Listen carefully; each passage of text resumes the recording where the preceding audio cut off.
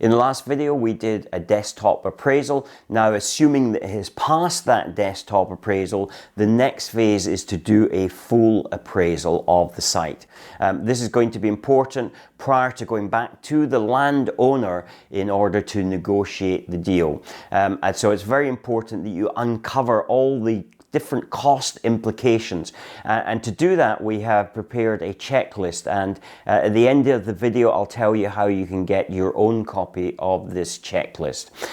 If you haven't already subscribed to this video, please subscribe now, and remember to join our Facebook group where there is a lot of good discussions going on with existing property developers and those aspiring to be property developers, so you'll be in good company. So anyway, let's have a look at this checklist, and let's go through all the different important points that you need to be thinking about when you are looking at a potential site, so as you uncover all these different cost implications and therefore make an adjustment to your valuation of that site if you discover that there are some further costs that weren't identified in the desktop appraisal. What we're looking to do here is to identify any particular cost implications, and it's broken down into different sections. So the initial viability is just looking at the site. Some of the first questions here are really associated if this is a site that you've actually visited and you found it by actually visiting the site as opposed to finding it through some of the other methods. So this would be just to take your initial notes. But you're looking at is there a slope greater than 5%? That's going to have a cost implication because it's going to be costing you more to build in terms of the underbuilding, in terms of the excavation, muck away. So there's various cost implications there. In terms of whether it's wet ground, unstable ground, that again is going to implicate the type of foundations that you put in here. Certainly you want to know whether it's within a flood zone. Is there any risk? Is the ground made up and therefore not compacted?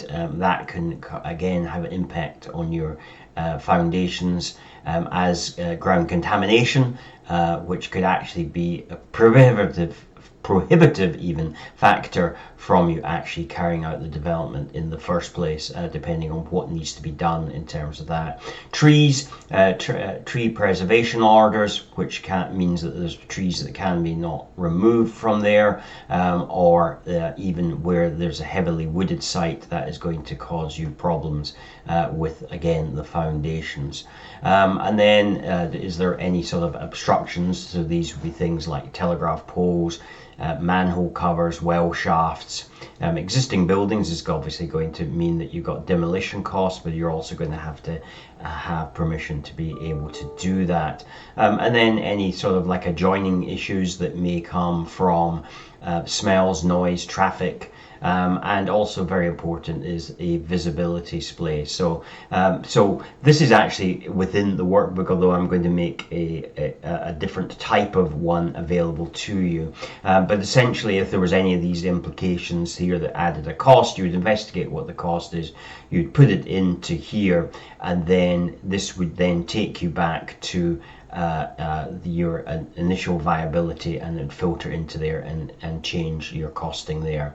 And then we look at things to do with like utilities and services. Overhead cables, are they going to be a problem with your site? And then how are you going to service the site? So is gas available in the area? Water and surface, foul water, how are you going to dispose of that? Surface water, where's the sewage? Is there capacity within the sewage for you to be able to do that? Electricity, which often trips up a lot of people, because while there may be electricity in the area, is there capacity within the initial framework for you to be able to do that? And then we look at things that are to do with like local vernacular, types of windows that are there, size of windows, whether if there's like a 1.5 story and you're going to have dormer windows, or is it going to be skylight windows? So what type of that? What type of windows would you be putting in? Will have a cost implication. Slate roofs are obviously more expensive in terms of material and actual fitting costs. So if there's slate roofs in the area, and that seems to be part of the local vernacular, then you are going to have to put in slate roofs. So that will have a cost implication. The pitch of the roof will, the higher the pitch, the more materials and labor that's going to go into actually fitting that roof, and also it means that the people who fit it are going to, it's going to take them longer to do that. And then you're going to do a planning check to find out if there's any existing planning in place, and whether there's things such as like access for fire engines, any contributions that you may have to make to the local authority in order to gain the planning approval. And then finally we come on to a legal check.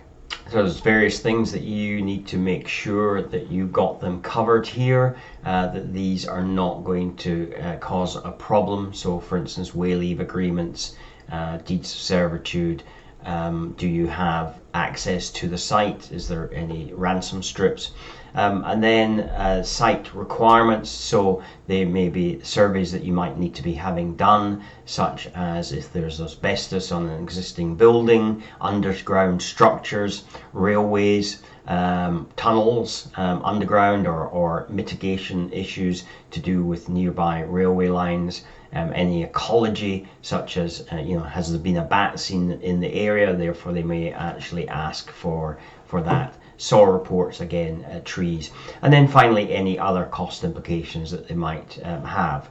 As promised, I said I would give you the opportunity to acquire your own copy of this list. So let's get the plot checklist. You simply go to plotchecklist.com, fill in your details, and you will be able to download a copy of this checklist.